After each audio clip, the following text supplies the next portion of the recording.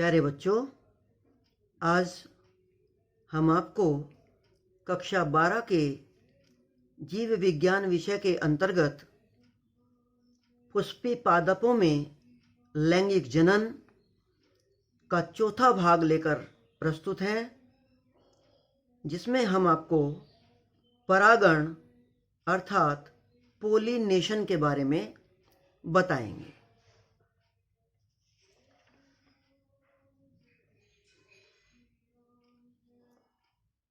सबसे पहले बात आती है कि परागण कहते किसको हैं। बच्चों, पुष्प के पराग कणों का उसी पुष्प अथवा उसी जाति के किसी अन्य पुष्प के वृत्तिकाग्र पर पहुंचने की क्रिया को ही हम परागण कहते हैं। हम जानते हैं कि स्टेमन के अंदर परागकणों का निर्माण होता है और ये परागकण पुष्प के मादा जनन अंग गायनेशियम की वृत्तिकाग्र तक पहुंचते हैं। तो इस क्रिया को ही हम परागण कहते हैं। अब यहाँ दो चित्र मैंने आपको दिखाए हैं। इन दोनों चित्रों के माध्यम से आप समझ सकते हैं। ये पहले चित्र में ये एक पुंकेसर है। इस पुंकेसर के ये परागकण हैं। ये परागकण इसी पुष्प की वृत्तिकाग्र पर जा रहे हैं। यह क्रिया भी परागण है और इस पुष्प के परागकण इसी जाति के दूसरे पुष्प पर पहुंच रहे हैं। ये क्रिया भी परागण है। तो परागण का अर्थ ये हुआ कि पुष्प के परागकणों का उसी पुष्प अथवा उसी जाति के किसी अन्य पुष्प के वृत्तिकाग्र पर पहुंचना। ये तो हुआ परागण। अब इसके बाद हम आते हैं परागण के प्रकारों पर। आखिर परागण कितने प्रकार का होता है? परागण दो प्रकार का होता है। सबसे पहले आता है स्वपरागण। स्वपरागण सेल्फ पोलिनेशन को कहते हैं। जब किसी पादप के पुष्प के परागकण उसी पुष्प या उसी पौधे के दूसरे पुष्प की वृत्तिकाग्र यानी स्टिग्मा पर पहुंचते हैं तो उसे स्वपरागण कहते हैं। यहाँ यह बात ध्यान रखने योग्य है कि यह केवल एक पौधे के अंदर परागण की क्रिया है। इसमें दूसरा पौधा भाग नहीं लेगा, चाहे वो उसी जाति का ही क्यों ना हो। यहाँ आप समझ सकते हैं, इस पहले चित्र के अंदर एक ही पौधे पर दो पुष्प दिखाए गए हैं। इन दोनों पुष्पों में स्वपरागण की क्रिया दिखाई गई है। पहला पुष्प, इसमें परागकण दो प्रकार से ट्रांसफर हो रहे हैं। पहले पुष्प के परागकण पहले ही पुष्प की वृत्तिकाग्र पर ट्रांसफर हो रहे हैं, तो ये भी स्वपरागण हुआ। और इसी पौधे के दूसरे पुष्प पर पहले पुष्प के परागकण जा रहे हैं, ये भी स्वपरागण हुआ। यहाँ पर भी आप देख रहे हैं, ये एक पुष्प है, ये मैंने अलग अलग बना दिए हैं। एक पुष्प और उसी पौधे का ये दूसरा पुष्प है, थोड़ा बड़ा आपको दिखाई दे रहा है इसमें। तो स्वपरागण है इसमें, ये एक ही पौधे में होता है। यहाँ पर या तो इसी पौधे के परागकण इसी पौधे की स्टिग्मा पर ट्रांसफर हो रहे हैं, या फिर इस पौधे के पुष्प के परागकण दूसरे पुष्प में जा रहे हैं जो उसी पौधे का है।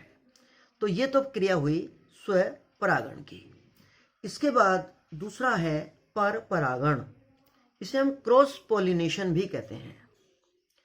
क्रॉस पोलिनेशन की परिभाषा है कि जब किसी पादप के पुष्प के परागकण उसी जाति के दूसरे पौधे के पुष्प की वृत्तिकाग्र पर पहुंचते हैं। यहाँ यह आवश्यक है कि जाति एक होनी है, क्योंकि परागण होता ही एक जाति के पौधों के बीच में है। अगर सरसों के पौधे हैं तो सरसों के पौधों के बीच में ही परागण होगा। यह नहीं हो सकता कि सरसों के पौधे गेहूं के पौधे से परागण कर लें, यह संभव नहीं है। तो यहाँ पर क्या है कि ये एक पादप है किसी एक भी जाति का। कोई भी जाति आप मान लीजिए मैंने गेहूं या सरसों ही मान लिया, सरसों मान लिया है, और सरसों का ये दूसरा पौधा है उसी जाति का। ये इसका पुष्प है पहले पौधे का, ये दूसरे पौधे का पुष्प है। तो पहले पौधे के पुष्प के परागकण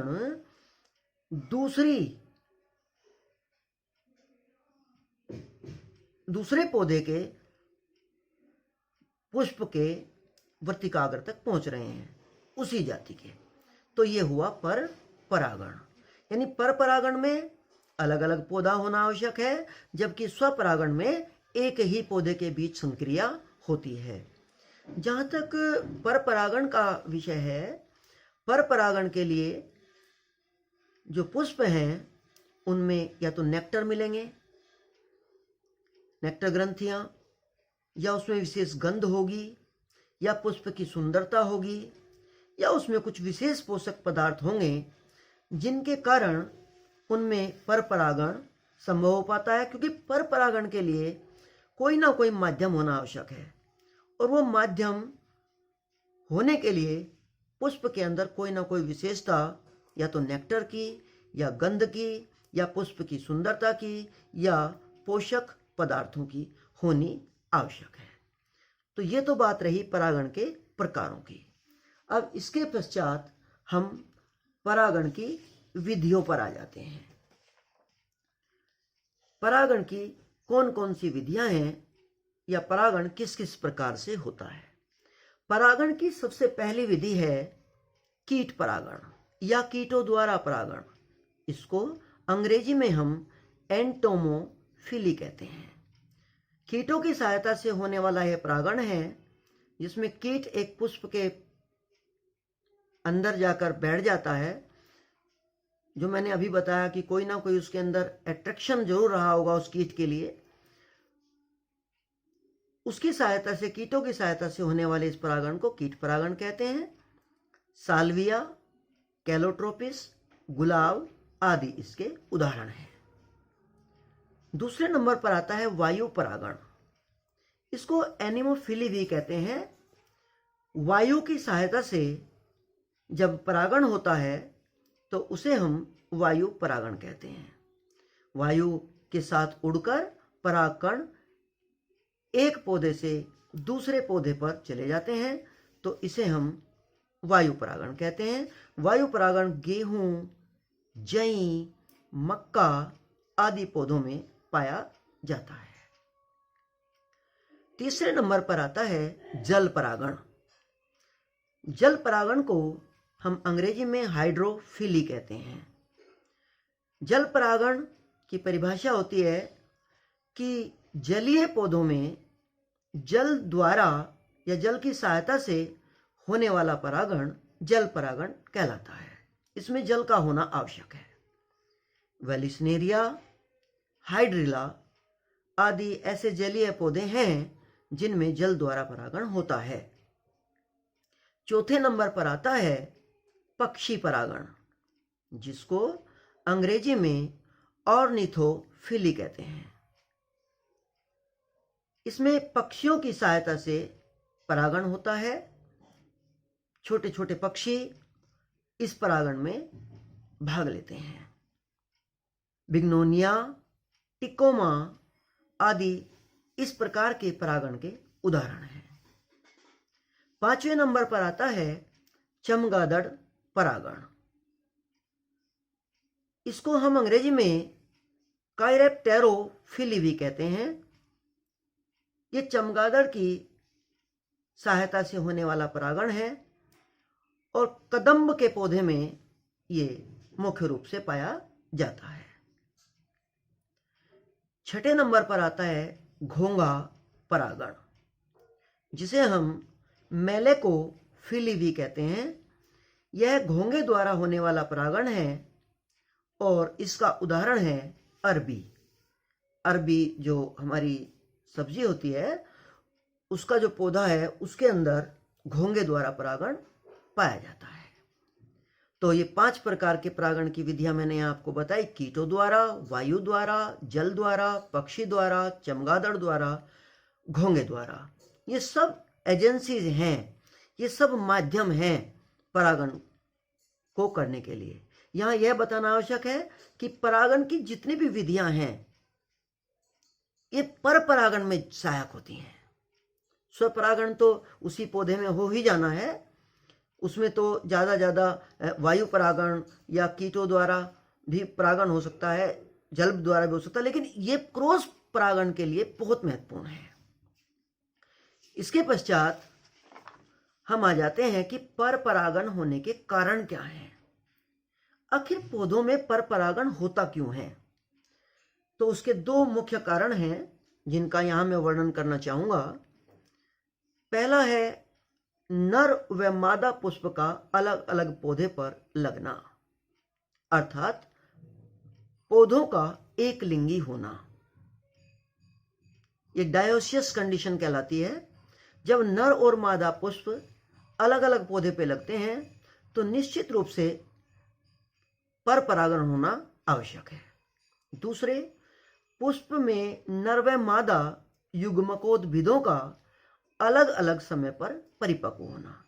कई बार क्या होता है कि परागकणों का जो डेवलपमेंट है, जो विकास है, वो पहले हो जाता है और ओव्यूल का निर्माण या विकास बाद में होता है। या दूसरी कंडीशन, ओव्यूल का निर्माण पहले हो जाता है और परागकणों का निर्माण बाद में होता है। तो ऐसी अवस्था में पर परागण आवश्यक है ताकि पौधों की संतति चलती रहे। तो बच्चों, इस प्रकार से आज हमने पुष्पी पादपों में लैंगिक जनन के चौथे भाग में परागण की क्रिया को समझा, पॉलिनेशन की क्रिया को समझा। आशा है आप सबके दिमाग में यह बात अच्छी प्रकार से बैठ गई होगी कि परागण क्या है, वह कितने प्रकार का होता है, उसके विधि कौन कौन सी हैं तथा पर परागण के कारण कौन कौन से हैं। धन्यवाद।